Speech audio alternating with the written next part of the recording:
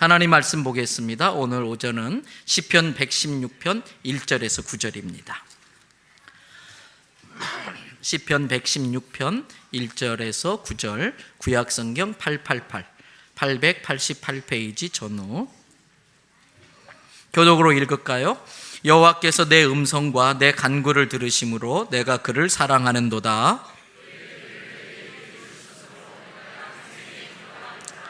사망의 줄이 나를 두르고 스올의 고통이 내게 이름으로 내가 환난과 슬픔을 만날 때에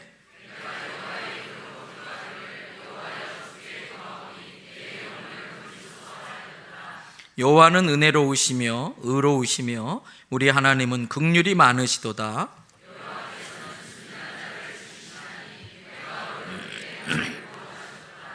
내 영혼아 내 평안함으로 돌아갈지어다. 여호와께서 너를 후대하심이로다.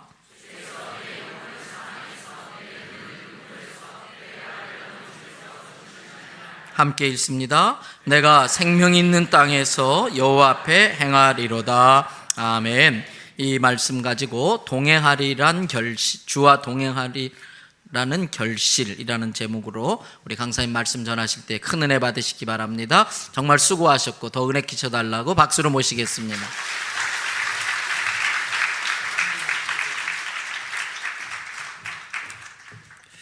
기도하게요.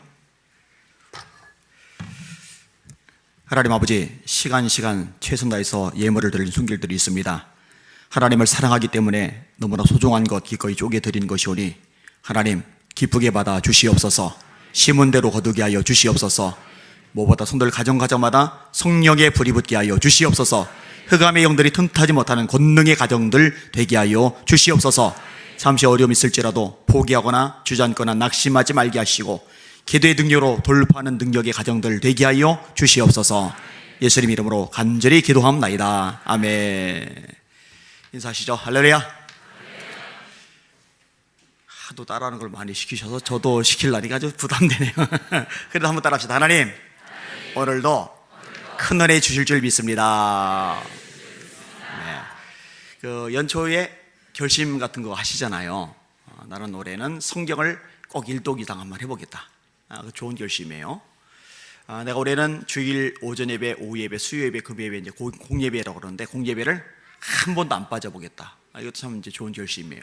내가 올해는 필히 우리 가족들 또 친구들 전도하겠다. 좋은 결심이에요. 내가 올해는 책을 좀 많이 읽겠다. 그것도 좋아요. 내가 올해는 남편에게 바가지 근 것을 50% 디스카운트 하겠다. 이것도 이제 좋은 결심이에요. 근데 여러분 아시죠? 결심을 하는데 이 결심이 12월 31일까지 쫙 가느냐? 안 가요. 가지를 못해요. 이 결심하고 흐려지고 결심하고 무너지고 결심하고 실패하고 이런 걸 이제 반복을 하다 보면은 어떤 생각이 드냐면은 결심을 해서 뭐하나, 어차피 끝까지 못 가는데, 그래서 결심을 잘 안 하게 되는데 사실은 그게 제일 큰 손해죠. 왜냐? 사람이 처음부터 결심하고 끝까지 갈 만큼 의지를 강하게 하고 태어나는 건 아니에요. 넘어지는 과정, 실패하는 과정을 통해서 의지가 점점점 강화가 되는 거예요. 그리고 또 하나, 결심해서 3일밖에 못 간다. 그래서 이제 작심 3일이라고 그러잖아요. 그러면은 까짓 거 1년에 120번 결심하면 돼요. 그럼 360일 갈 거 아니에요? 그리고 또 하나, 결심을 하고 중단하고 결심하고 중단하더라도 결심해서 했던 그것들이 쌓이면 5년, 10년 지난 다음에 아예 결심을 하지 않는 사람에 비해서 하늘과 땅만큼의 커다란 차이점을 내요. 그러니까 결심을 끝없이 하는 것, 넘어지더라도 반복해서 결심하는 것, 이게 굉장히 유용하다는 거 잊지 마시길 바랍니다. 오늘 본문의 시편 저자는 어떤 결심을 하느냐? 내가 살아있는 땅에서 하나님 앞에 행하리로다. 하나님 앞에 행하리로다. 쉽게 말해서 이제 동행하겠다라는 의미인데, 동행이 되려면요 3가지 요소가 맞아야 됩니다. 제가 이제 집회를 마치고 토요일날 이제 서울로 올라가는데 저하고 이제 동행하겠다 해놓고 제주도 쪽으로 가신다. 그럼 이제 동행이 안 돼요. 저와 동행이 되시려면 방향을 맞춰야 됩니다. 한번 따라합시다. 방향을 맞춰라. 한번 더 방향을 맞춰라. 하나님과 방향을 맞춰야 하나님과 동행이 가능합니다. 하나님과 동행하겠다라고 해놓고 세상을 따라가면 하나님과 동행이 안 돼요. 요한일서 2장 15절입니다. 이 세상이나 세상에 있는 것들을 사랑하지 말라.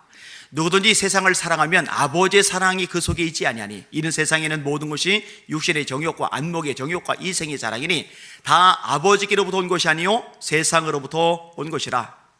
이 세상도 그 정욕도 다 지나가되 오직 하나님의 뜻을 행하는 사람은 영원히 거하느니라. 세상에 있는 것들 그리고 세상을 사랑하지 말래요. 좋은 게 그렇게 많은데, 매력적인 게 그렇게 많은데, 우리 마음을 끄는 것들이 그렇게 많은데, 좋아 보이는 것들이 그렇게 많은데, 성경은 세상을 사랑하지 말래요. 세상을 사랑하면은 그 사람 속에는 하나님의 사랑이 없대요. 여러분, 좋아 보이는 것과 좋은 것은 다릅니다. 다시 말합니다. 좋아 보이는 것과 좋은 것은 달라요. 하나님이 아담에게 말씀하셔요. 창세기 2장 17절 동산 중앙에는 선악을 알게 하는 나무의 실과는 먹지 말아라. 먹으면 반드시 죽으리라. 하나님이 금하셨어요. 하나님이 금하셨으니 좋은 게 아니에요. 안 좋으니까 금하신 거예요. 자, 요 얘기를 아담이 들었어요. 하와는 그때 없었어요. 하와는 그 이후에 창조가 됩니다. 그러면 하와는 그 얘기를 누구에게 들었겠어요? 아담에게 들었겠죠. 자, 어느 날 아담이 없이 하와만 있는데 뱀이 와서 이야기해요. 처음부터 말씀과 반대되는 이야기를 하면 거부 반응이 일 테니까 엉뚱한 얘기를 끄집어내요. 하나님이 참으로 동산 나무의 모든 실과를 먹지 말라 하시더냐? 하와가 대답을 해요. 아니야, 하나님 말씀에 다 먹어도 되는데 선악을 알게 하는 나무의 실과는 먹지도 말고 만지지도 말라고 하셔서 먹으면 죽을까 하노라 하셨어. 두 가지 큰 실수를 저질러요. 하나님은 만지지 말 말씀 안 하셨어요. 하와가 지멋대로 더한 거예요. 하나님은 먹으면 반드시 죽는다고 하셨는데 하와는 죽을까 하노라 말씀에서 빼버린 거예요. 하나님의 말씀은 더하면 안 됩니다. 하나님 말씀은 빼도 안 됩니다. 있는 그대로 전해야 됩니다. 그리고 있는 그대로 들어야만 합니다. 창세기 하와가 이런 실수를 하는데 성경이 가장 마지막인 계시록 22장에 이렇게 말씀합니다. 누구든지 이 두루마리 책에 기록된 예언의 말씀에서 더하면 하나님이 이 책에 기록된 재앙들을 그에게 더하실 것이요, 이 예언의 말씀에서 제하면 하나님이 생명나무와 및 거룩한 성의 참여함을 제하여 버리시리라. 이 말씀은 더해도 안 되고 빼도 안 돼요. 질문: 아담이 제대로 전달을 했는데 하와가 못 알아들어가지고 엉뚱하게 대답을 한 걸까요? 아니면 아담이 제대로 전달을 못해서 하와가 잘못된 정보를 가지고 있다가 잘못된 대답을 한 걸까요? 자, 하와가 문제인 것 같다 생각하시는 분 손 들어보세요. 자, 그 다음에 아담이 잘못인 것 같다라는 분 손 들어보세요.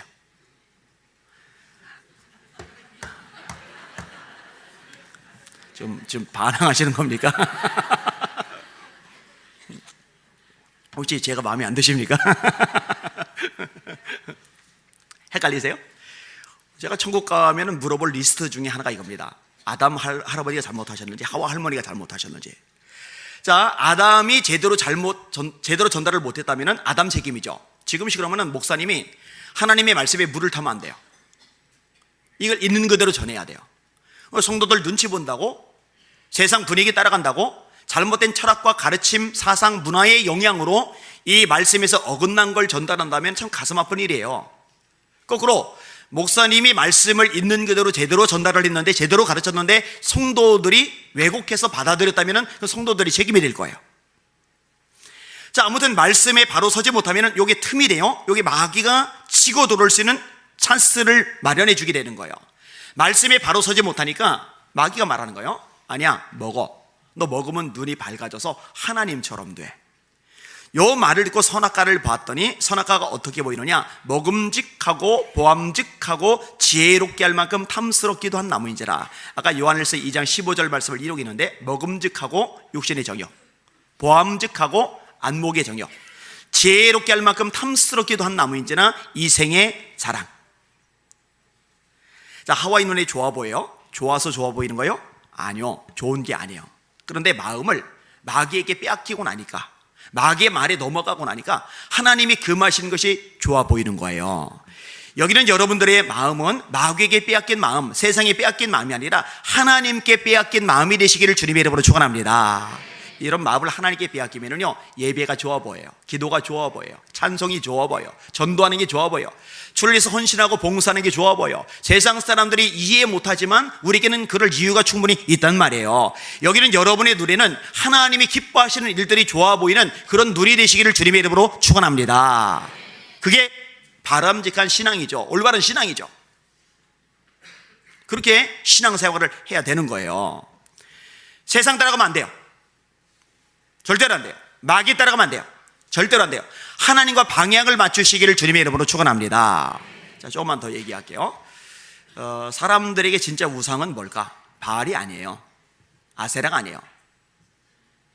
뭐 제우스 신도 아니고 불상도 아니고, 사람들이 진짜 우상은요, 사실은 돈입니다. 돈. 그래서 예수님이 너희가 하나님과 바알을 겸하여 섬길 수 없다, 하나님과 아세라를 겸하여 섬길 수 없다, 이렇게 말씀 안 하세요. 너희가 하나님과 재물을 겸하여 섬길 수 없다, 이렇게 말씀하세요. 씨 뿌리는 비유가 나오는데, 세 번째, 가시떨기 기운이 눌려요. 열매까지 맺어야 되는데 열매를 못 맺어요. 가시의 기운이 눌리는데 두 가지입니다. 가시는 하나는 생활의 염려고 하나는 재리의 유혹이에요. 돈이에요. 돈. 성경은요, 현대인들이 싫어하는 메시지를 과감하게 말씀합니다. 돈을 사랑함이 일만 악의 뿌리가 되나니 이것을 사모하는 자들이 미혹을 받아 많은 근심으로써 자기를 찔렀도다. 일만 악이라는 건 모든 죄를 말하는 거예요. 이 모든 죄의 근원적인 뿌리가 뭐냐? 돈을 사랑하는 마음. 가만히 보세요. 세상에서 저질러지는 수많은 범죄들은 결국 돈을 얻기 위해서 이루어집니다. 그리고 사람들이 진짜 관심사는 결국 돈입니다. 내가 기도 못해서 어떡하지? 이것 때문에 가슴 아파야 되는데, 내가 전도 못해서 어떡하지? 이것 때문에 가슴 아파야 되는데, 경제적으로 어려워지는 것, 그것 때문에 가슴 아파하고, 그것 때문에 힘들어하고, 그것 때문에 속상해하고, 이게 사실은 영적인 것 때문에 가슴 아파하고 속상해하고 힘들어하는 것보다 비중이 더 커요. 수입이 많이 들어오면 기뻐요. 웃음꽃이 피어요. 수입이 줄거나 경제적으로 어려워지면 마음이 한없이 쭈그러들어요. 여기는 여러분들에게 진짜 주인이 돈이 아니라 하나님이 되시기를 주님의 이름으로 축원합니다. 성경은요, 이렇게 말씀합니다. 따라합시다. 먹을 것과 입을 것이 있은즉 족한 줄로 알 것이리라. 여러분, 오늘 하루 지나면서 먹을 거 드시죠? 지금 모신 분들 중에 실오라기 하나 안 걸치고 앉아 계신 분은 없네요. 다 입고 계시네요. 다 입고 계시네요. 여러분, 먹을 거 있으시죠? 입을 거 있으시죠? 감사하시길 바랍니다. 우리가 세상에 아무것도 가지고 온 것이 없으며 또한 아무것도 가지고 가지 못하리니 먹을 것과 입을 것이 있은즉 족한 줄로 알 것이니라. 이거는 하나님이 물질의 복을 안 주신다는 얘기가 아니에요. 여러분, 아브라함을 거부되게 하신 분 하나님이시죠? 이삭을 100배 농사 짓게 하신 분 하나님이시죠? 맨손으로 베델 광야에서 잠을 자던 야곱이 20년 만에 부자가 돼서 돌아오게 하신 분 하나님이시죠? 신명기 28장에 하나님의 물질의 복 분명히 얘기하셨어요. 다윗을 거부되게 하신 분, 히스기엘 거부되게 하신 분 하나님이죠. 그런데 기억하세요, 그들은요, 물질을 따라간 게 아니에요. 하나님을 따라갔는데 하나님이 그들에게 필요한 물질을 덤으로 주신 겁니다. 그러니까 물질을 따라가느라고 하나님을 도구로 쓰는 사람이 아니라 하나님을 따라가다 보니 하나님의 물질의 복도 주셔서 누리는 차원, 이렇게 되셔야 돼요. 그런 삶을 사시기를 주님의 이름으로 축원합니다. 바울 사도가 이렇게 고백을 합니다. 내가 풍부에 처할 줄도 알고 궁핍에 처할 줄도 알아. 모든 일에 배부르며 배고픔과 풍부와 궁핍에도 내가 일체의 비결을 배웠노라. 내게 능력 주시는 자 안에서 내가 모든 것을 할 수 있느니라. 풍부하면 누려요. 모자라면 자족해요. 그래서 자족하기를 배웠다, 일체의 비결을 배웠다, 배웠다라는 표현이 2번 나와요. 이거 배워야 돼요. 그러니까 하나님이 인생의 주인이고 하나님만이 내 삶의 유일한 기쁨이기 때문에 물질이 있으면 누리면서 감사하고 없으면 자족하면서 감사하고, 근데 물질이 내 인생의 주인이 되면은 하나님이 여전히 계심에도 불구하고 물질이 있으면 기뻐하는데 물질이 없으면 절망과 좌절에 빠져요. 그러니까 물질에 의해서 내 영의 기쁨이 좌지우지 되는 거예요. 이건 바람직하지 않은 거예요. 넉넉하면 주셔서 누리며 감사하고 모자라면 하나님께 자족하면서 감사하고, 이런 수준에까지 올라가는 여러분을 되시기를 주님의 이름으로 축원합니다. 물질 따라가면 안 돼요. 하나님과 방향을 맞추는 저와 여러분이 되셔야 합니다. 자, 방향을 맞춰라. 2번째 따라합시다. 하나님보다 앞서지 말아라. 아멘. 하나님이 여러분 인생의 주인이 맞으신 분들만 아멘. 여러분이 하나님의 종이라고 정말 고백하시는 분들만 아멘. 그럼 질문, 종에게 결정권이 있어요, 없어요? 결정권은 누가 가지고 있어요? 그죠? 그런데 가만히 보세요. 이 주권, 하나님이 놓으신 문제가 명확하지 않은 상태로 그냥 대충 신앙생활하는 사람이 많아요. 주님이라고 고백은 하는데 사실은 인생의 주인이 여전히 나예요. 여호수아는요, 영성이 깊은 인물입니다. 근데 어느 날 기본 사람들이 왔는데 낡은 옷, 떨어진 신발, 삭은 포도주, 그 다음에 곰팡이 난 떡을 가지고 왔어요. 그리고 하나님께서 이 가나안의 7족속, 히위 족속, 여부스 족속, 기르가라 족속, 히위 족속, 이런 7족속은 계약 맺지 말라고 말씀하셨는데 이 기본족이 여호수아 보고 계약을 맺지예요. 근데 자기들이 기본 족속인 거는 숨깁니다. 우리 멀리서 왔습니다. 이게 새 옷인데 이렇게 낡았어요. 새 신발인데 이렇게 떨어졌어요. 이거 포도주 금방 담은 건데 너무 여행이 길어서 사가버렸습니다. 이 떡 따끈따끈하던 떡인데요, 이거 여행이 길어서 곰팡이가 쓸었습니다. 그러니까 우리 계약 맺읍시다.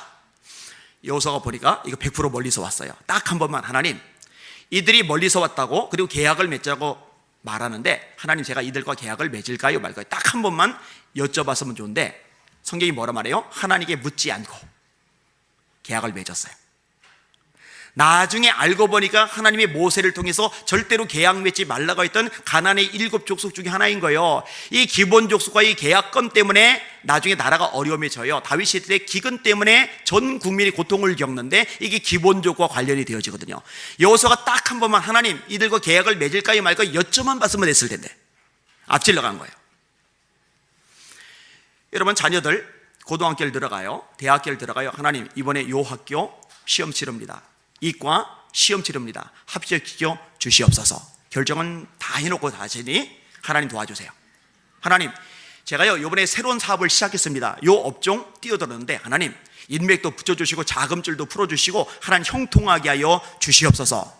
내가 결정을 다 내리고 하나님은 내가 결정한 것을 뒤늦게 도와주는 램프 속의 거인 진이에요. 신바트의 몸에 나오는 램프를 문지르면 거인이 뻥 하고 나타나서 주인님, 무엇을 들어드릴까요? 하나님이 그 정도 존재로 추락해버리는 거예요. 하나님, 나 이 여자 마음에 듭니다. 하나님, 나 저 남자 마음에 듭니다. 하나님, 그 눈을 헷가닥하게 하셔서 저한테 시집오게 하여 주시옵소서. 저를 좋아하게 하여 주시옵소서. 그러기 전에 하나님, 제가 어떤 사업을 시작할까요? 하나님, 제가 우리 자녀들 학교 어떻게 보내면 좋겠습니까? 주인이 하나님이니까 하나님보다 앞서지 않고 하나님의 결제를 받으면서 하나씩 하나씩 발걸음을 내디는 여러분이 되시기를 주님의 이름으로 축원합니다. 생각보다 이거 쉽지 않아요. 그리고 이 부분이 명확한 성도들 생각보다 많지 않아요. 사실은 하나님이 진짜 주인이 아니에요. 내가 주인이에요. 내가 다 결정해요. 하나님은 나를 도와주는 하수인이에요. 내가 아실 때 도와주는 보조자예요. 이러면 안 된단 말이죠. 동행이 되려면 앞서가면 안 돼요. 자, 세 번째 따라합시다. 하나님보다 뒤처지지 말아라. 요즘 같은 세상에 성경대로 사업해서 어떻게 돈 법니까?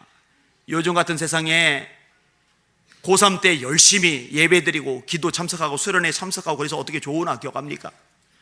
요즘 같은 세상에 하나님 말씀대로 순종해서 주일날 문 닫아서 어떻게 장사를 합니까? 요즘 같은 세상에 여러분, 요즘 같은 세상에도 하나님은 여전히 세상의 주인이십니다. 요즘 같은 세상에도 하나님은 여전히 만물의 왕이십니다. 멀찍이 따라가지 마시고 바짝 따라가시기를 주님의 이름으로 축원합니다. 베드로 봐요. 주와 함께 죽을지언정 주를 부인하지 않겠나이다. 그래 놓고는 예수님 잡혀가실 때 멀찍이 따라가니라. 동행이 아니죠. 멀찍이 따라가니 계집종 앞에서 예수님을 3번이나 부인하죠. 요즘 같은 세상에도 바짝 하나님을 따라가세요. 그럼 하나님이 얼마나 위대하신지 여러분의 삶으로 경험하게 될 겁니다. 다니엘은 다리오 왕이 도장 찍은 걸 알아요. 다리오 왕 외에 어떤 신이나 사람에게 30일 동안 기도하면은 사자굴에 들어가는 법령에 도장을 찍었어요. 그럼 그깟 30일 동안 기도를 좀 쉬면 되잖아요. 그죠? 그리고 부귀영화 누리면서 물질 가지고 하나님 섬기면 되잖아요. 아니면 30일 동안 까짓거 문 창문 안 열고 골방에 들어가서 몰래 기도하면은 이 정적들이 못 볼 거 아니에요. 전에 하던 대로 창문 열어놓고 예루살렘 쪽 창에서 다 보란 듯이 기도 안 해도 골방에서 기도해도 되잖아요. 그 정도 타협할 수 있잖아요. 근데 다니엘은요, 생각이 달라요. 내가 30일 동안 기도 안 하고 아니면 골방에 숨어서 기도하고 부귀 영화를 누리느니 차라리 나는 기도하다가 죽고 만다. 난 차라리 기도하다 죽고 만다. 창문 열어놓고요, 보란듯이 그냥 기도를 해요. 그 덕분에 사자굴에 들어가죠. 사자굴에 떨어졌는데 사자들이 입을 못 벌려요. 사자들이 발톱을 후이지를 못해요. 사자는 고양이하고 다릅니다. 고양이는 맨 얼굴이 날개죠. 옷은 상처 못 입혀요. 근데 사자는 옷을 입으나 마나 한번 후려치면은요, 뼈가 드러날 만큼 억세요. 그런데 이 사자가 이 손을 못 써요. 사자가 이 입을 못 써요. 동굴 속 추울 텐데요, 살아있는 모피를 덮고 다니엘이 자잖아요. 다니엘 대적들이 떨어졌을 때 땅에 닿기 도전에 그 뼈를 부숴드렸더라. 여러분, 다니엘이 왜 이렇게 하나님의 능력과 기적을 경험해요? 멀찍이 따라가지 않는 거예요. 바짝 따라가는 거예요. 말씀에 목숨을 거는 거예요. 신앙의 인생을 거는 거예요. 여러분들이 그런 믿음의 능력자들 되시기를 주님의 이름으로 축원합니다. 제가 한 번은 한 교회 청소년 집회를 인도하러 갔는데, 글쎄, 아무리 제가 젊게 봐주려고 애를 써도 70은 거뜬히 넘어 보이는 할머니 한 분이 끼어 계셔요. 보통 40대, 50대 분들이 봉사를 하시잖아요. 그래서 야, 저런 분이 오셨네, 궁금한 거예요. 자, 애들이 물놀이 갔어요. 여전대원들이 간식 들고 따라갔어요. 제가 쪼르륵 그분에게 갔잖아요. 저기 권사님이세요? 그러시대요. 안녕하세요. 그 얘기를 거는데 제가 궁금해하던 것을 묻기도 전에 술술술술 당신의 얘기를 해주시는 거예요. 이분이 류마티스 관절염이 심해서 이게 통증이 아주 대단하다면서요. 이게 심해서 주일 예배를 못 드리셨어요. 예배를 평생 생명으로 여기던 분이 주일 예배를 못 드리신 거예요. 근데 목사님이 눈치를 채시고 신방 전화를 하시든지 신방을 가시든지 하셨어야 되는데 몰랐어요. 그 지나갔어요.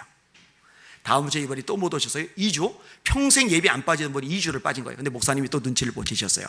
이 정도 되면은요, 믿음이 좋은 권사님들도 삐진 모드로 들어갑니다. 섭섭한 거예요, 이게.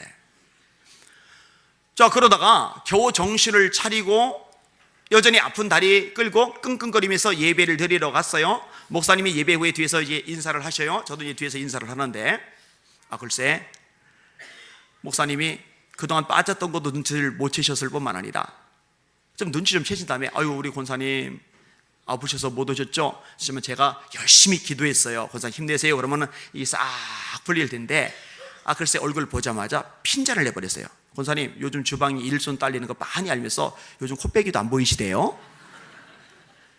이건 목사님 잘못한 건 맞아요. 이 말을 듣고서 이 권사님이 어떤 태도를 보였을 것 같아요? 보통 요 정도 말을 들으면요, 삐진 모드에서 한 단계 더 발전을 합니다. 나팔 모드 내지는 공격 모드로 변신해가지고 아는 사람, 친한 사람 다 연락을 해가지고 우리 목사님은 사랑이 없어, 목사로서 자격이 미달이야, 참 문제가 많아, 이래서 우리 교회가 되겠어, 뭐 별소리 다 돌 텐데요, 이 권사님이 주의 종이 말씀하시니 순종하자 해서 다리 쩔뚝이면서 난간 잡고서 주방에서 봉사를 한 거예요. 하나님이 이 모습을 어여쁘게 여기신 거예요. 병원 가도 약 먹어도 통증이 가라앉는 류마티스 관절염을 하나님이 싹 고쳐주셨어요. 기적이 일어난 거죠. 그리고 목사님이 어느 날 광고하시는데 학생의 수련회를 갔는데 주방에서 일해 줄 사람 필요하다고 그러니까 쪼르륵 목사님 쫓아가서, 목사님 이 늙은 것도 좀 가게 해주세요 부탁을 하셔서 오시게 됐대요. 오셔서 저한테 그 얘기를 싹 해주시는 거예요. 여러분, 한번 목을 걸고 한번 해보셔요. 하나님이 얼마나 능력이 많으신지 경험하시고 이것을 간직거리 삼으시고 전도의 도구로 삼으시는 여러분들 되시기를 주님의 이름으로 축원합니다. 자, 따라합시다. 방향을 맞춰라. 앞서가지 말아라. 뒤처지지 말아라. 이게 동행의 3요소예요. 그러나 오늘 본문의 시편의 저자가 하나님과 동행하며 살겠다고 하는 결심하는 이유가 뭐냐? 오전 시간은 성경을 공부하듯이 원리들을 다룰 건데, 첫 번째 이유가 뭐냐? 따라합시다. 하나님이 나를 구원해 주신다. 오늘 본문에 세 가지에서 구원해 주시는데, 건져 주시는데, 하나는 사망에서, 하나는 눈물에서, 하나는 넘어짐에서. 한번 따라하세요. 한 번 태어나면 두 번 죽는다. 두 번 태어나면 한 번 죽는다. 저는 1969년 8월 15일에 태어났어요. 제 바로 밑에 동생은 1971년 8월 15일에 태어났어요. 우리 큰아버지 집 첫째 아들은 1974년 8월 15일에 태어났어요. 여러분들 태어난 날 있죠? 자, 태어난 사람은 반드시 한 번 죽어요. 히브리서 9장 27절, 한 번 죽는 것은 사람에게 정하신 것이요. 반드시 한 번 죽어요. 자, 이 죽음을 피할 수 있는 길은 없습니다. 뭐 지놈 프로젝트니 개놈 프로젝트니 유전자 지도를 읽어내는 어쩌니 해도요, 제가 장담합니다. 절대로 죽음의 문제는 인간이 극복 못합니다. 하나님이 정하신 법이기 때문에. 너는 흙이니 흙으로 돌아갈지어다. 창세기 3장. 부자도 죽으면 흙이 돼요. 다이아몬드 안 돼요. 많이 배웠다고 뭐 금되고 그런 거 없어요. 흙이 돼요. 하나님이 사람을 흙으로 지으셨고 흙으로 돌아가라 말씀하셨기 때문에 죽음은 누구나 흙이 돼요. 이건 아무도 넘어설 수 없는 하나님의 법이란 말이에요. 자, 이렇게 죽어요. 그럼 죽고 나서 끝이냐? 한 줌의 흙으로 사라지고 끝이냐? 그러면은 사기치던 등쳐먹던 돈 많이 벌어서 잘 먹고 잘 살다가 죽는 게 장땡이야. 누가 이렇게 말해도 뭘 할 여지가 없을 수도 있어요. 근데 여러분, 죽고 나서 끝이 아니에요. 죽고 나서 심판이 있어요. 계시록 21장 8절, 그러나 두려워하는 자들과 믿지 않는 자들과 흉악한 자들과 살인자들과 음행자들과 술객들과 온갖 거짓말을 지어내는 자마다 불과 유황으로 타는 못에 참여하리니, 지옥을 말해요. 불과 유황으로 타는 못에 참여하리니 이것이 곧 둘째 사망이라. 그래서 한 번 태어나면 두 번 죽는다는 거예요.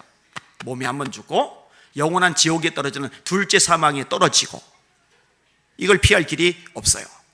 자, 그럼 사람이 왜 죽느냐? 죽는 이유는 나이 들어 죽는 게 아니에요. 병들어 죽는 게 아니에요. 사고 나서 죽는 게 아니에요. 자연재해, 홍수, 지진, 태풍 때문에 죽는 게 아니에요. 여러분, 예수 믿는 사람들은 이걸 명확히 알아야 돼요. 이건 외형적인 현상이고, 사람이 죽는 이유는 딱 하나입니다. 죄 때문에 죽는 거예요. 로마서 5장 12절, 한 사람으로 말미암아 죄가 세상에 들어오고 죄로 말미암아 사망이 왔나니 이와 같이 모든 사람이 죄를 지었으므로 사망이 모든 사람에게 이르러느니라. 예수님이 오셔서 하시는 일이 뭐예요? 이 죄 문제를 해결하는 겁니다. 마태복음 1장 21절, 아들을 낳으리니 그의 이름을 예수라 하라. 이는 그가 자기 백성을 그들의 죄에서 구원할 자이심이라. 이 예수님의 죽음의 목적을 이사야가 예언합니다. 이사야 53장 4절입니다.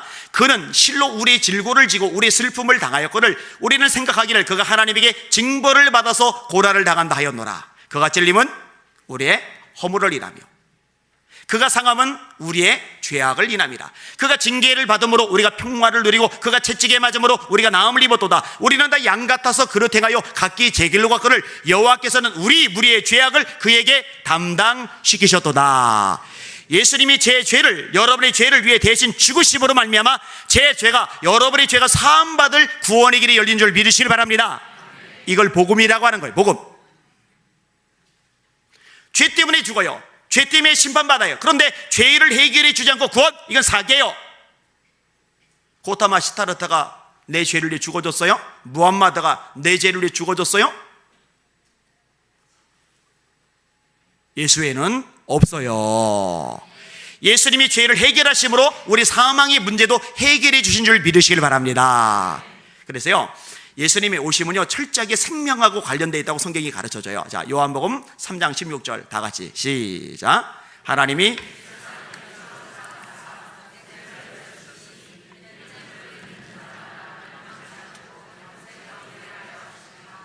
영생, 생명, 이는 저를 믿는 자마다 영생을 얻게 하려 하심이리라. 자, 그 다음에 요한복음 5장 24절 외우시는 분들은 따라해 보세요. 나머지는 들으시고, 내가 진실로 진실로 너에게 이르노니 내 말을 듣고 또 나 보내신 이를 믿는 자는 영생을 얻었고 심판에 이르지 아니하나니 사망에서 생명으로 옮겼느니라. 영생, 생명 나오죠? 자, 성경 요한복음 5장 39절, 너희가 성경에서 영생을 얻는 줄 생각하고 이 성경을 상고하거니와 이 성경이 곧 내게 대하여 증거하는 것이로다. 자, 예수님이 오신 목적 요한복음 10장 10절, 도둑이 오는 것은 도둑질하고 죽이고 멸망시키려는 것뿐이요 내가 온 것은 양으로 생명을 얻게 하고 더 풍성히 얻게 하려는 것이라. 전부 생명이죠. 자, 좀 더 갈게요. 요한복음 20장 31절, 이 성경을 기록한 목적이 또 나오는데 오직 이것을 기록함은 왜 이걸 기록했을까? 오직 이것을 기록하면 너희로 예수께서 하나님의 아들 그리스도이심을 믿게 하려 하며 너희로 믿고 그 이름을 힘입어 생명을 얻게 하려는 것이라. 할렐루야. 생명. 컵에 물이 들어있어요. 이 물이 든 컵을 상자에다가 집어넣었어요. 그럼 상자 안에는 물이 있어요. 왜냐하면 물이 든 컵을 집어넣었으니까. 자, 이 컵은 예수님이세요. 예수님 안에 뭐가 있느냐? 요한복음 1장입니다. 태초에 말씀이 계시리라. 이 말씀이 하나님과 함께 계셨으니 이 말씀은 곧 하나님이시리라. 그가 태초에 하나님과 함께 계셨고 만물이 그로 말미암아 지은 바 되었으니 지으신 것이 하나라도 그가 없이는 된 것이 없느니라. 그 안에 예수 안에 생명이 있었으니 이 생명은 사람들의 빛이라. 빛이 어둠에 비치되 어둠이 깨닫지 못하더라. 자, 예수님 안에 뭐가 있다고요? 생명. 자, 그 예수님 안에 생명이 있는데 예수님을 우리 안에 영접했어요. 다시 말해 예수님을 믿었어요. 믿는 것과 영접하는 건 같은 얘기예요. 요한복음 1장 12절 영접하는 자 곧 그 이름을 믿는 자들에게는 하나님의 자녀가 되는 권세를 주셨으니 이는 혈통으로나 육정으로나 사람의 뜻으로는 하지 아니하고 오직 하나님께로서 난 자들이니라. 자, 예수님 안에 생명이 있는데 예수님을 우리 안에 영접했어요. 그럼 우리 안에 생명이 있어요, 없어요? 왜? 예수님 안에 생명이 있는데 예수님이 우리 안에 오시니까 예수님 안에 있는 생명도 우리 안에 따라 들어오는 줄 믿으시길 바랍니다. 이게 요한일서 5장 11절이에요.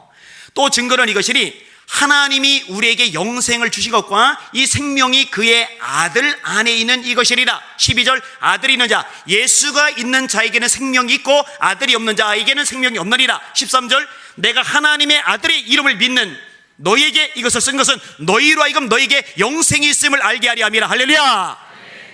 정직하게 대답하세요. 여러분 안에 예수님이 계십니까? 다시 말해 예수님을 믿으십니까? 그러면 여러분 안에 영생, 생명도 있는 줄 믿으시길 바랍니다. 이 생명이 있기 때문에 오늘 죽어도 천국에서 눈을 뜨는 줄 믿으시길 바랍니다. 이 구원이 확실히 명확해야 돼요. 우리를 사망에서 건져주셔요. 생명을 얻게 하셨어요.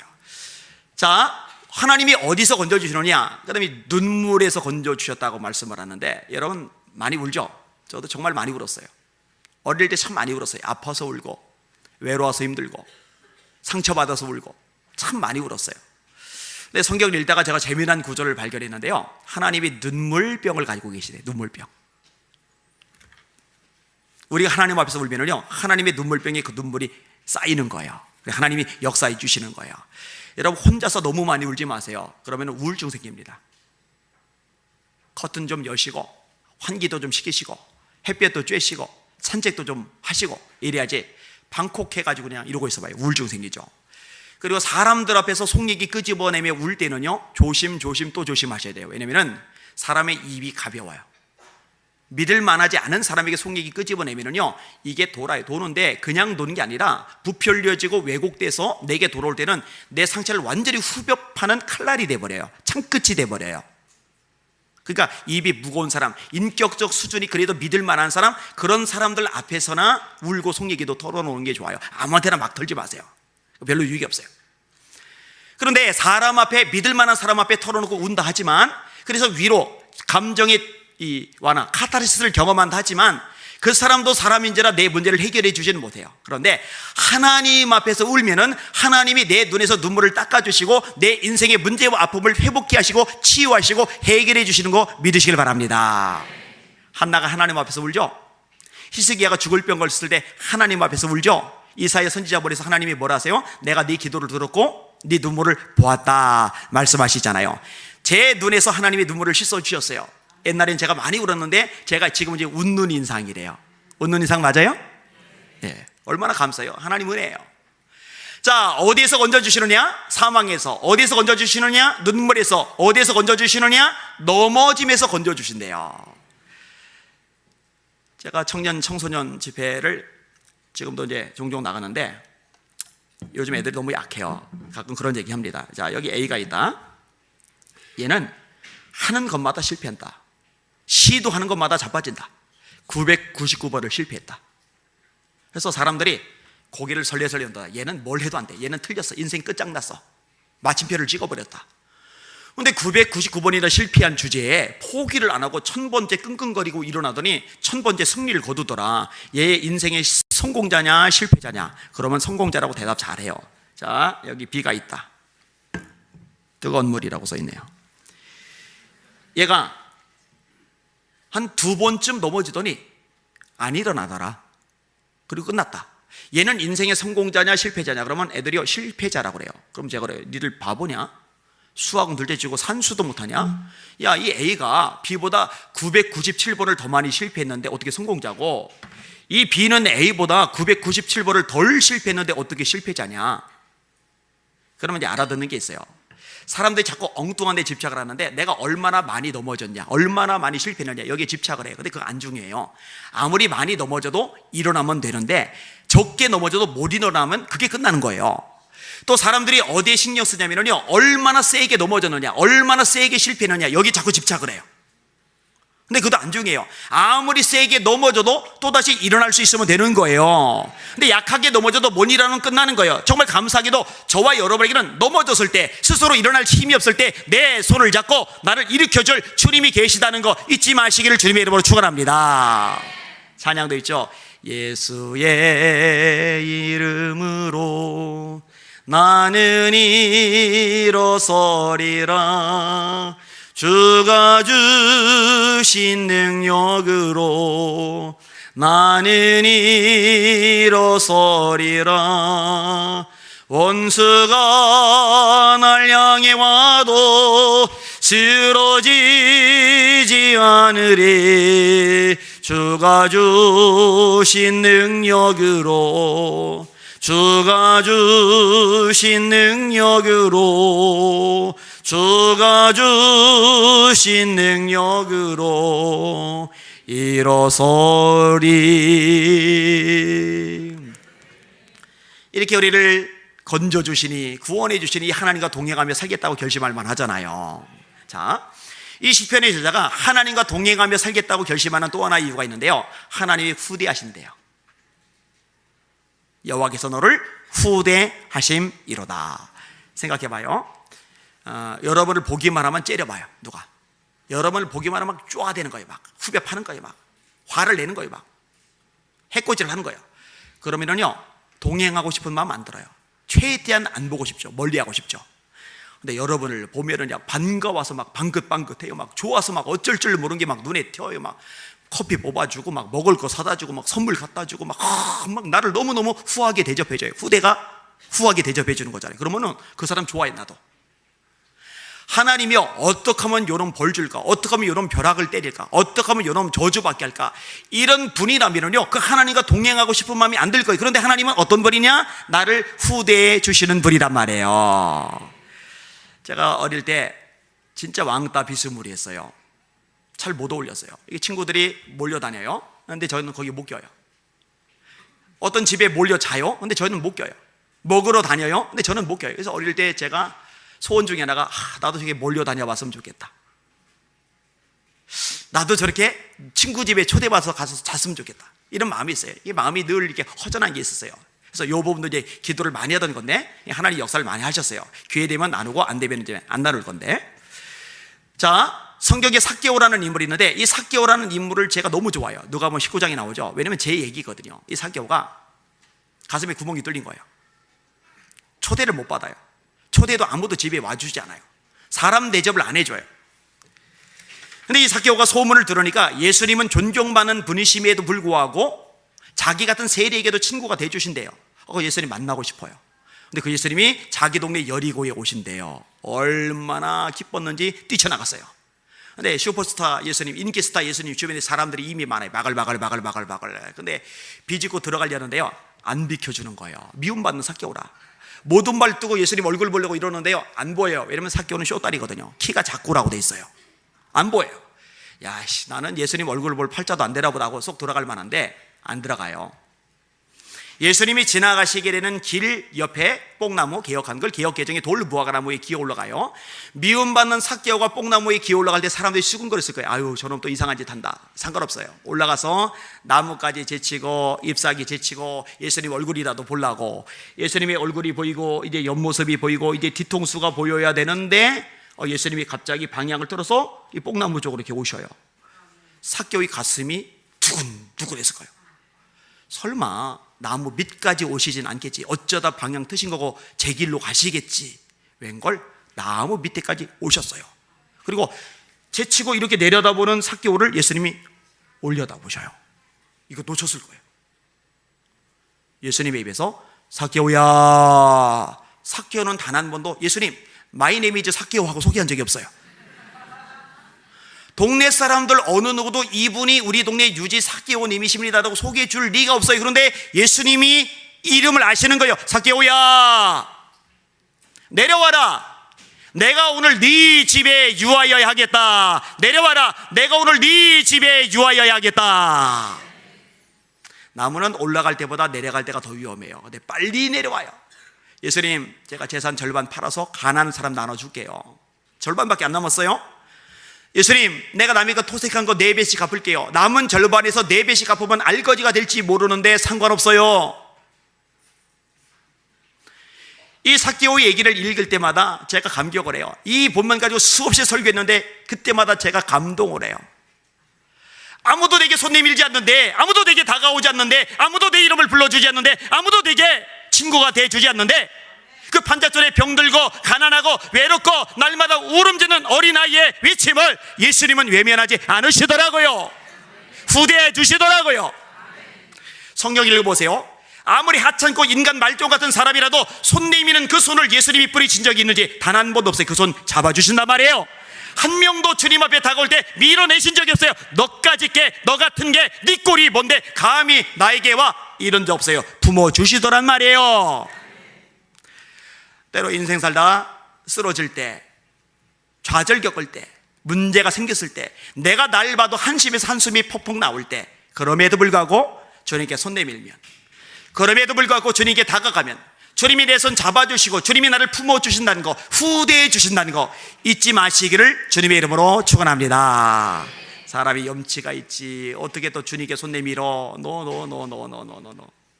주님이 누군지를 알면 손 내밀 수 있어요. 여러분을 후대해 주시는 참 좋으신 주님이십니다. 자, 나를 건져주세요. 사망 눈물 넘어짐에서 나를 후대해 주세요. 이런 분과 동행하고 싶지 않겠냐 이거죠. 자, 한 가지만 더 얘기할게요. 어떤 하나님이시냐? 내 음성과 내 간구를 들으심으로 내가 그를 사랑하는도다. 그 귀를 내게 기울이셨으므로 내가 평생에 기도하리로다. 어떤 하나님이냐? 내 기도를 들어주시는 하나님이십니다. 지금까지는 너희가 내 이름으로 아무것도 구하지 아니하였으나 구하라. 그리하면 받으리니 너희 기쁨이 충만하리라. 아무것도 염려하지 마세요. 아무것도 염려하지 말고 오직 모든 일에 기도와 간구로 너희 구할 것을 감사함으로 하나님께 아뢰라. 그러면 모든 지각에 뛰어난 하나님의 평강이 그리스도 예수 안에서 너희 마음과 생각을 지키시리라. 너는 내게 부르짖으라. 내가 네게 응답하겠고 네가 알지 못하는 그 은밀한 일을 네게 보이리라. 구하라. 그러면 너에게 주실 것이요. 찾으라. 그러면 너희가 찾을 것이요. 문을 두드리라. 그러면 너에게 열릴 것이리라. 아들이 떡을 달라는데 떡 대신에 돌을 줄며 생선을 달라는데 생선 대신에 뱀을 줄 자가 있겠느냐. 아비가 악할지라도 자식에게 좋은 것으로 줄 줄 알거든 하물며 하늘에 계신 너희 아버지께서 구하는 자에게 마태복음 7장에는 좋은 것, 누가복음 11장에는 성령을 주지 않으시겠느냐. 여러분 기도응답 믿으시길 주님의 이름으로 축원합니다. 제가 책을 3권을 가져왔는데 하나는 볕단들에게 설교하던 소년의 꿈이라는 책이에요. 제가 진짜 이 아픈 몸 끌고 논길 걸어가면서 볕단들에게 설교 연습하고 다녔는데 그 볕단들이 다 사람이랬어요. 볕단들 지금 많이 앉아 계시잖아요. 이렇게. 또 하나의 책은 이제 기적입니다. 다 기적입니다. 하나님의 기적이라서 나눈 책이에요. 불교 신자가 읽더니 감동받아서 다른 불교 신자들한테 막 나눠주고 막 그러더라고요. 그리고 또 하나는 응답받는 기도의 비결 17가지인데 이 책을 만들어낸 배경이 있어요. 제가 이제 우리 교인들 외에도 저를 찾아오는 사람들이 되게 많아요. 상담을 해준단 말이에요. 그 다음에 방송 통해서 이제 상담을 해준단 말이에요. 그런데요, 사람들마다 기도 응답이 안 되는 이유가 다 달라요. 어떤 사람은요, 왜 기도 응답이 안 되냐면 죄를 해결하지 못했어요.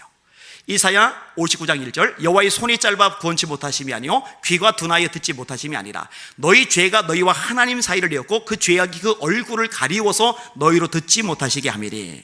시편 66편에 내가 내 마음의 죄악을 품으면 주께서 듣지 않으시리라. 그러니까 이 사람에게는요, 기도를 지금 많이 하는 게 중요한 게 아니라 죄를 해결하는 게 중요해요. 그래야 응답이 된단 말이에요. 자, 어떤 사람은 지금 A를 열심히 기도를 하고 있는데 하나님은 그에게 지금 B를 기도하기를 원하세요. 그러면 내가 아무리 A가 급해도 요거 내려놓고 B를 기도하면은 이 A가 덤으로 해결되거든요. 근데 요걸 모르는 경우가 있어요. 자, 또 예를 들어서 어떤 사람에게는 좀 끈기가 필요해요. 우리가 선을 행하되 낙심하지 말지니 포기하지 아니하면 때가 이름에 거두리라. 기도의 분량이 차야 될 그 수준이 있는 거예요. 거기 차기까지 하나님이 기다려요. 근데 그 중간에 그만두면 안 되거든요. 자, 어떤 사람에게는 왜 응답이 안 되느냐? 믿지 않고 기도해요. 예수님이 뭐라고 하시느냐? 너희가 기도할 때에 무엇이든지 믿고 구하는 것은 다 받으리라. 이와 반대되는 말씀이 야고보서 1장 6절인데 잘 들어보세요. 오직 믿음으로 구하고 조금도 의심하지 말라. 의심하는 자는 마치 바람에 밀려 요동하는 바닷물결 같으니 이런 사람은 무엇이든지 주께 얻기를 생각하지 말라. 두 마음을 품어 그 마음에 정함이 없는 자로다. 여러분, 기도하는데 안 믿어져요? 가정을 위해 기도하는데 안 믿어져요? 그럼 가정 위해 기도하지 마세요. 왜냐면 그 기도는 어차피 응답 안 돼요. 사업을 놓고 기도하는데 안 믿어져요? 그러면 사업 놓고 기도하지 마세요. 어차피 그 기도는 응답이 안 돼요. 다시요. 오직 믿음으로 구하고 조금도 의심하지 말라. 의심하는 자는 마치 바람에 밀려 요동하는 바닷물결 같으니 이런 사람은 무엇이든지 주께 얻기를 생각하지 말라. 응답 안 된다는 거예요. 그러면 어떡합니까? 기도하지 맙니까? 아니요. 구체적인 건 놓고 기도하기 전에 믿음의 문제를 점검하시면서 하나님, 제게 산 믿음을 주시옵소서. 믿음을 달라고 기도하시고, 이 믿음이 주어지면 이 믿음을 가지고 다시 구체적인 기도를 드리는 게 영적인 원리거든요. 이런 식으로 성경의 원리를 찾다 보니까 17가지로 정리가 되더라고요. 그래서 응답받는 기도의 비결 17가지라고 한 거예요. 그리고 이 평생 동안 저는 기도에는 잘하는 게 별로 없거든요. 이 기도하면서 경험한 거, 그 성경을 읽으면서 경험했던 것들, 그걸 정리를 한 거예요. 제가 초등학교 때 공부를 못했다고 했잖아요. 특별한 아이들만 남겨놓는 나머지 공부반 출신이거든요. 그 특별은 좋은 의미가 아닙니다. 학교를 1년 꿇었어요. 교통사고로 팔이 잘렸기 때문에, 병원 생활을 너무 오래 했기 때문에 수업을 못 들어서 1년 꿇었어요. 이제 후배들하고 공부를 하는데 이 와중에 원래 못 어울리던 성격에 거의 다 공부까지 못하면 이건 정말 왕따 당하게 생겼거든요. 그래서 하나님, 저 지혜 주세요. 야고보서 1장 5절 너희 중에 누구든지 지혜가 부족하거든 모든 사람에게 후히 주시고 꾸짖지 아니하시는 하나님께 구하라. 그리하면 주시리라. 하나님이 솔로몬에게 지혜 주셨죠. 오홀리압과 부살렐에게 지혜 주셨죠. 스다반 포함한 7 집사님에게 지혜 주셨죠. 열심히 기도를 해요. 근데 여러분, 기도를 하는데요, 하나님이 제 머리를 여셔요. 공부를 잘하는 애들은 공부를 왜 잘하느냐? 읽었어요? 공부했어요? 여기에 많이 남아있는 거예요. 공부를 못하는 애들은 왜 공부를 못하느냐? 읽었어요? 공부했어요? 근데 들어간 게 도로 다 빠져나가는 거예요. 이게 얼마나 남아있느냐가 관건이란 말이죠. 그런데요, 희한한 일이 발생하는 거예요. 제 머릿속에 들어가면요, 옛날에는 그냥 쑥쑥쑥 물 빠지듯이 빠졌는데 안 빠져나가는 거예요. 제가요, 옛날에 애웠던 것들요, 지금도 다 기억을 해요. 친구들이 놀래요. 그 유리왕이 황조가라는 노래를 지었는데, 펄펄 나는 저 꾀꼬리 암수소로 정답구나 외로워하라 이내 몸은 뉘와 함께 돌아갈 거. 고대 시예요. 옛날 시들 중에 동창이 밝았느냐 노고질이 우지진다. 소치는 아이는 상기 아니 이렇느냐 재 넘어 사해 긴 밭을 언제 갈려 하나니 500년 도읍지를 필마로 돌아더니 산천은 의과대 인걸은 간대없네 어즈버 태평연월이 꿈이 이런가 하노라. 그 이방원이 정몽주 꼬시려고 하여가 부르죠. 이런들 어떠하리 저런들 어떠하리 만수산 드렁치기 얽혀진들 어떠하리. 우리도 이같이 얽혀서 천년만년 살고 지고 너 고려에 충성하지 말고 우리 쪽으로 와. 그럼 부귀영화 누리게 해줄게. 이게 하여가잖아요. 그러니까 정몽주가 단신가를 부르죠. 이 몸이 죽고 100번 고쳐주고 백골이 진토되어 넋이라도 잊고 없고 님 향한 일편단심이야 가실 줄이 있으랴. 오동은 자해야 조선의 독립국인가 조선인의 자주민임을 선언하노라. 이게 왜 기억나는지 몰라요. 나는 나란 말씀이 중국에 달아 문자로 서로 사맞게 아니할세 이런저런 여린 백성이 니르고자 할배이셔도 이게 왜 다 기억이 나는지 몰라요. 저는. 근데 여러분, 이게요 설교할 때 도움이 되더라고요. 지금 와서 보니까 말씀을 창세기부터 계시까지 자유롭게 막 인용을 할 수가 있으니까. 근데 원래 그런 머리가 아니었어요. 어느 날 담임 선생님이 안희환, 네, 일어나, 네, 일어났더니 얘들아 우리 희환이한테 박수 짝짝짝짝짝짝짝. 영문을 몰라요. 야, 너 교무실 앞에 가봐. 그래서 교무실 앞에 갔더니 전교 1등부터 50등까지 사람 명단을 딱 붙여놨는데 전교 1등에 안희환. 예. 여러분 집이 가난한데 학원 어떻게 보냅니까? 과외, 꿈 못 꾸죠. 집안이 머리 좋은 거 둘째 고등학교 나오고 말았어요. 셋째 고등학교 나오고 말았어요. 고등학교 나온 게 나쁜 건 아니지만 우리 집안 자체가 공부를 잘하는 집안이 아니에요. 하나님 앞에 정말 매달려 기도했는데 하나님이 그 기도 응답해 주시니 지혜가 생기더라고요. 얼마나 감사해요. 얼마나. 말 나온 김에 마저 할게요. 아까 그 왕따 얘기를 했는데 제가 말씀을 붙잡고서 기도하는 게 참 많은데 그 중에 하나가 이거예요. 사람의 행위가 하나님을 기쁘시게 하면 그의 원수라도 와서 그와 더불어 화목하게 하시느니라. 이삭이요, 백배 농사 짓잖아요. 블레셋 땅 빌려서 소작농을 짓는데 백배 농사를 지어요. 그러니까 블레셋 사람들이요 내놔하고 뺏어가요. 근데 블레셋 사람들은 영적인 통찰력이 없어요. 영적인 원리를 몰라요. 땅이 좋아서 백배 농사 지은 게 아니에요. 여러분 잘 들으세요. 사람이 복의 사람이 되면 복의 사람이 밟는 땅은 복의 땅이 됩니다. 사람이 복의 사람이 되면 복의 사람이 하는 일이 복된 일이 됩니다. 그 땅 백배 농사를 지은 것은 복의 사람인 이삭이 농사를 지었기 때문이에요. 블레셋 사람이 농사를 지으면 백배 농사 안 돼요. 자, 이 블레셋 사람들은 죽어라고 땅을 파도 값비싼 우물이 안 나와요. 그 당시 팔레스타인 지금도 그렇지만 물이 귀한 곳이라 우물이 비싸거든요. 근데 이삭의 종들이 땅을 파면 물이 막 나와요. 블레셋 사람들이 그거 내놔 우리 거야 뺏어가 버렸네. 에색 다툼이라고 이름을 붙였어요. 이삭의 입장에서 억울하잖아요. 이삭의 종들이 우물을 또 팠어요. 그것도 내놔 우리 거야. 신나 대적이라고 이름을 붙였어요. 이삭의 종들이 또 우물 팠어요. 이건 뭐 대책이 없어요. 뺐다 염치가 없으니까 아유 더 이상 못 빼는 거예요. 그러니까 이삭이 이름을 붙여요. 르호봇, 하나님이 넓혀주셨다. 이 블레셋 왕 아비멜렉이 열받는 거예요. 야 너 나가, 우리 땅에서 나가. 쫓아냈어요. 그리고 시간이 좀 지났어요. 쫓아낸 이 왕이 군대 장관 비고를 내리고 한 나라의 왕이 쫄래쫄래 자존심 굽히고 꼬리 바짝 내리고 이삭을 쫓아왔어요. 그리고 이삭 보고 우리 계약 맺자. 그럼 이삭이 일개 족장인데 한나라 왕이 찾아왔으니까 왕께서 여기까지 오시고 왕께서 말씀하시니 계약 맺어야죠. 이렇게 안 나와요. 당신 우리 쫓아낼 때는 언제고 이제 와서 계약 맺자고 하냐? 그러니까는 아비멜렉이 솔직하게 얘기를 해요. 이렇게 말합니다. 하나님이 너와 함께 하심을 내가 봤다. 할렐루야. 이게 진짜 능력이죠. 여러분 이런 사람 되시길 주의 이름으로 축원합니다. 하나님이 여러분과 함께 하신 걸 보면은요 누가 함부로 하겠어요? 누가 멀리 하겠어요? 같이 하고 싶지.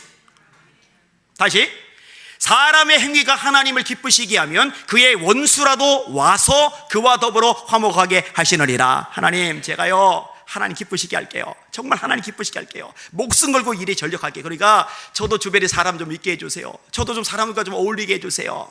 근데 이 기도는요 진짜 오랫동안 응답이 안 됐어요. 언제까지 응답이 안 되느냐? 제가 결혼을 했어요. 아내와 함께 동기들 모임, 동기에 참석을 했어요. 근데 친구들 몇 명 어울리고 몇 명 어울리고 몇 명 어울리고 얘기를 나누는데 저는 낄 그룹이 없어요. 민망하잖아요. 그래서 책 펴고 구석에 앉아서 책을 읽는 척을 했어요. 읽는 척이에요. 안 들어와요. 가만히 있으면 민망하니까. 아내가 이 광경을 보더니요 마음이 상한 거예요.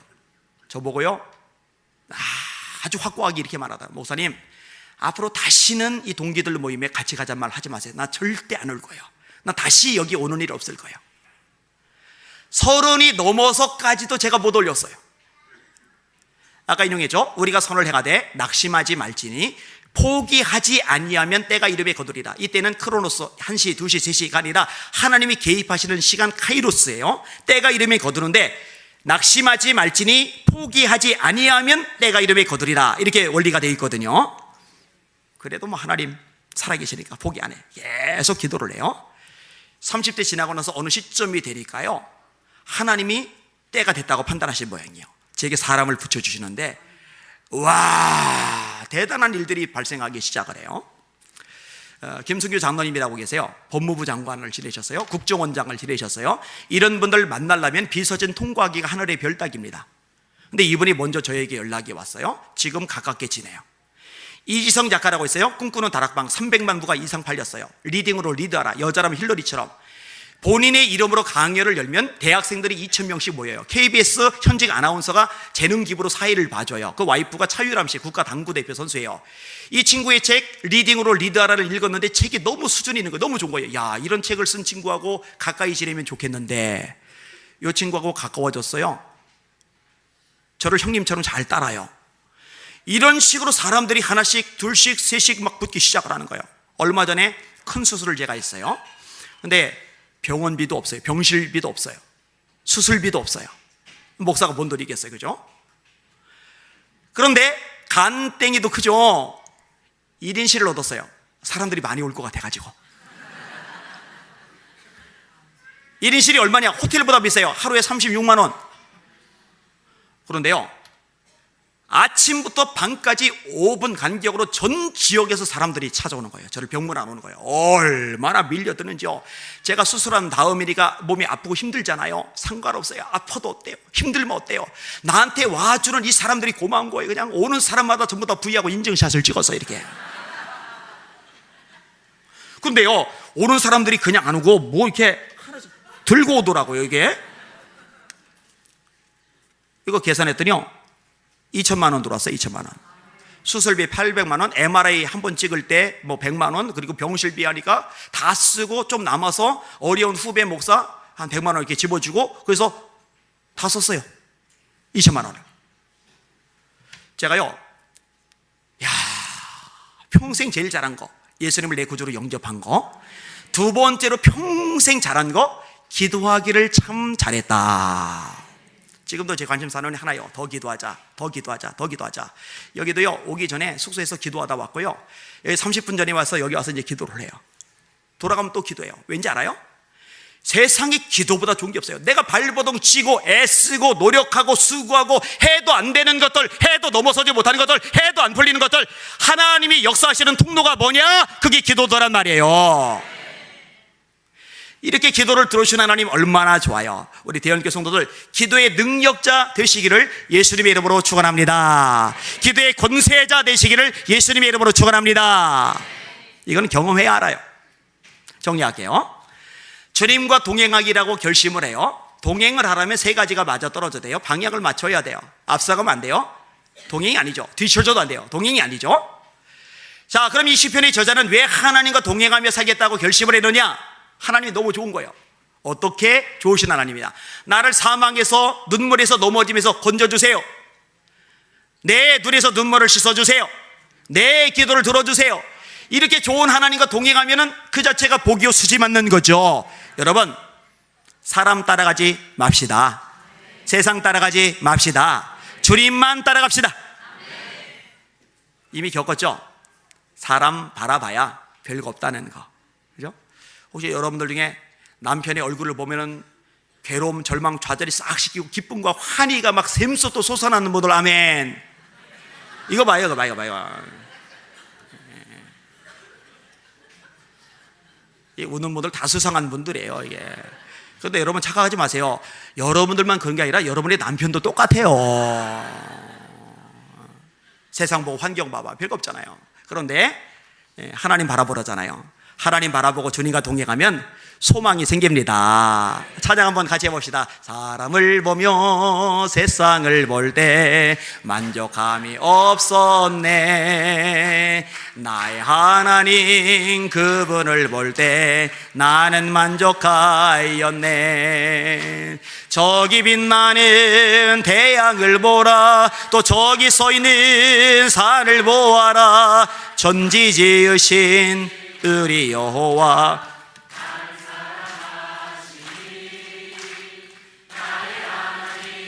한 번만으로 나는 만족하였네. 사람을 보며 세상을 볼 때 만족함이 없었네. 나의 하나님 그분을 볼 때 나는 만족하였네. 동남풍아 동남풍아 불태면 불어라. 아멘. 서북풍아 불어라. 가시밭에 백합화 예수 향기 날리니 할렐루야 아멘. 가시밭에 백합화 예수 향기 날리니 할렐루야 아멘. 할렐루야. 사람 따라가다, 세상 따라가다, 물질 따라가다, 죄악 따라가다, 마귀 따라가다가 후회하고 가슴앓이하고 실패하고 멍들었던 건 이제 지난 걸로 좋게 해요. 하나님 따라갑시다. 하나님과 동행합시다. 승리자들 되시기를 예수님의 이름으로 축원합니다. 축원합니다. 축원합니다. 아멘.